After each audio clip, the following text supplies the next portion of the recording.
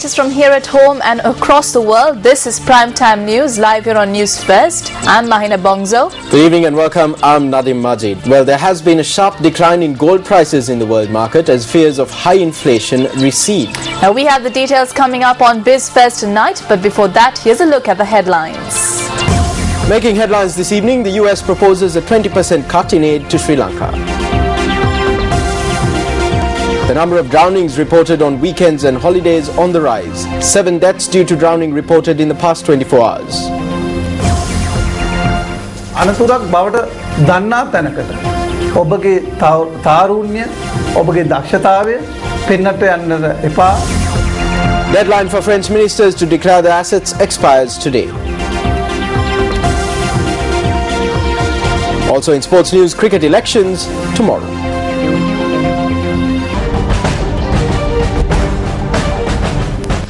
The official state event to observe the New Year ritual of anointing oil was held under the patronage of President Mahinda Rajapaksa this morning at the auspicious time of 6:41 a.m. The event, organised by the Ministry of Indigenous Medicine and the Department of Ayurveda, was held at the Kirivehera Rajamaha Viharaya in Kataragama.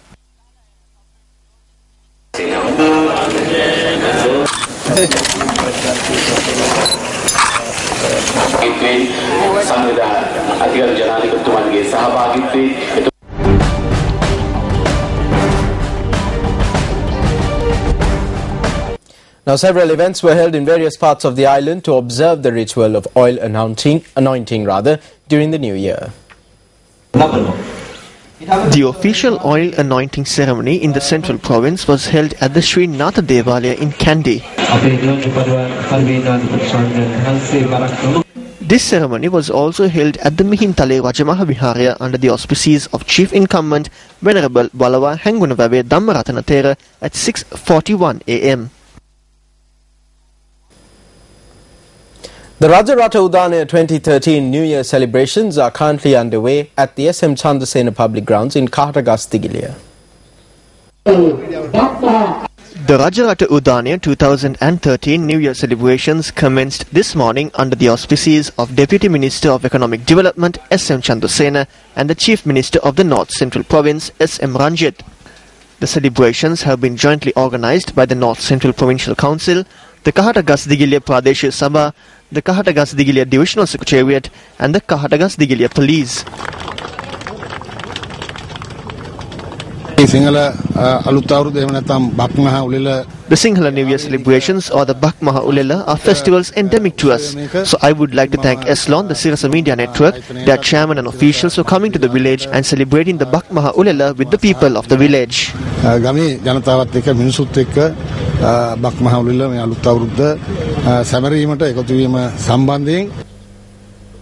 Very few people, if any, would disagree that when it comes to drownings that have been reported in the recent past, ignorance has been a key factor contributing to these tragedies. It is the holiday season and schools too are on holiday, which means that a lot of people, including yourselves, are engaging in trips or excursions. But have you ever thought that your excursion could end in tragedy?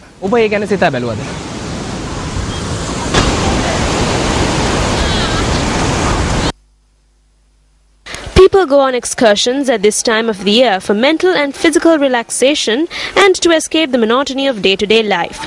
No matter where they go, people generally prefer to be close to a body of water, be it a lake, river or the sea.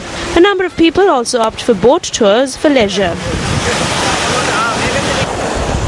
The reason that we are stressing on this is because from last evening to this evening, 7 people drowned in various parts of the island. These are only the reports that we have received.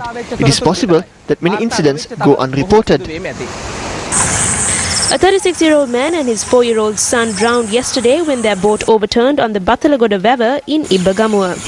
A youth drowned yesterday while bathing in the Dansopura River in Medidigiriya. The 9-year-old was a resident of Mahatalakola River.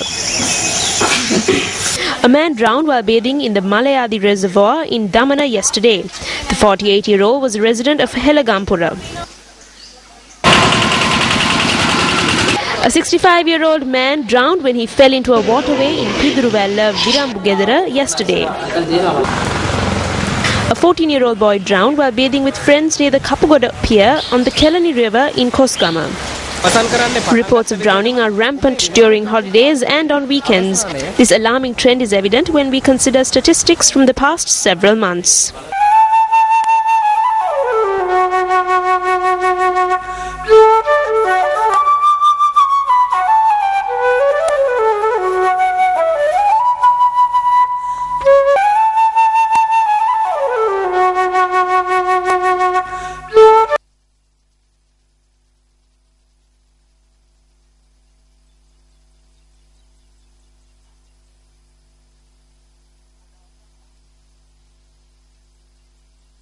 ජලය අපේ මිතුරු කෙනෙක්. හැබැයි අපි තමයි මිතුරා සතුරා කරගන්නේ.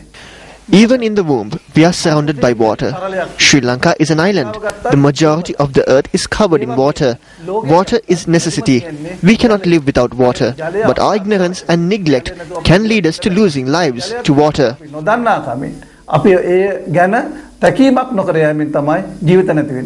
It is necessary to be extremely cautious when bathing in bodies of water where there are no lifeguards at hand. And it is extremely important to be aware of your surroundings. Think for a minute. Will your excursion end the way you started it, or will it end in tragedy? Before you get into the water, think not once but twice of your safety and the safety of your loved ones.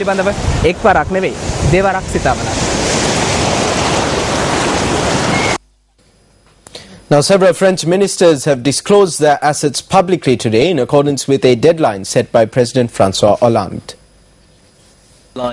France's former budget minister Jérôme Cahuzac, once the man responsible for fighting tax evasion, was charged with tax fraud earlier this month when he admitted to having an undisclosed Swiss bank account containing an estimated 600,000 euros. The assets of more than 30 ministers, including the Prime Minister Jean-Marc Ayrault, were to be published at 3 p.m. GMT or 8:30 p.m. Sri Lankan time on the French government website. Close scrutiny is expected to fall on several ministers suspected of having significant wealth, including Foreign Minister Laurent Fabius. Health and Social Affairs Minister Marisol Touraine had earlier stated that she owns about 1.4 million euros in assets, mostly properties that she owns in Paris. The declarations are part of a package of reforms put forward by President Francois Hollande that includes a crackdown on foreign tax havens and a new independent authority to monitor the assets of politicians and senior officials, as well as potential conflicts of interest. A new special prosecutor's office will also target tax fraud and corruption. Although Sri Lankan law also states that public representatives must declare their assets and liabilities, is this law being enforced?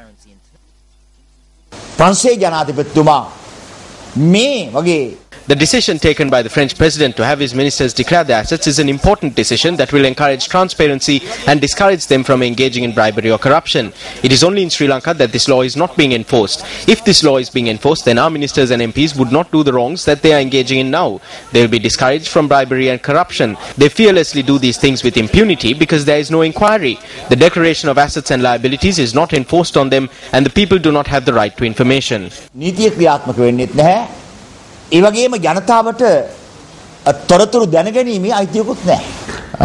continuing expose by a group of journalists called International Consortium for Investigative Journalism. They have been looking at some 2.5 million pieces of documents, secret accounts of senior politicians and public officials in over 100 countries. They have said that the details of figures in Sri Lanka will be released fairly soon. So either we can wait for the expose or we can get members of cabinet to publicly divulge their assets and liabilities. It is clear to see how rapidly their assets increase when they come into politics. Unfortunately, we do not see this happening in our country, because if this were to happen in our country, the majority of them would have to be imprisoned. When this is enforced in Sri Lanka as well, the people will be able to see what they have been doing since they came into politics.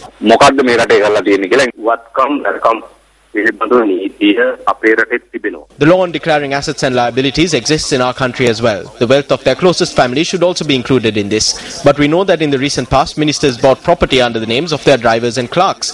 The law on declaring assets and liabilities has become a jest in our country because there is no process of inquiry. There is no process of inquiry to see if this is happening or not.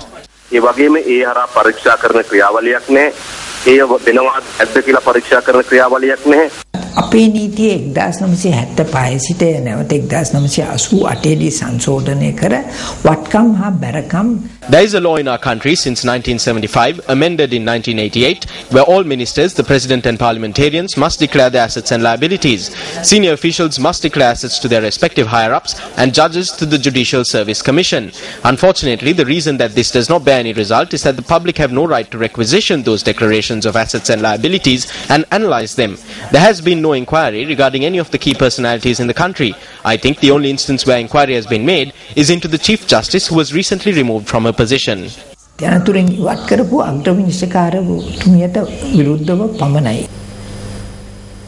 Now, should ministers in this country follow the lead of their French counterparts and declare their assets? Now, we here at News First conducted a public poll on this matter. We informed our TV and radio audiences to submit their views to us via SMS to 7788 by typing news space Y for yes and news space Y for no.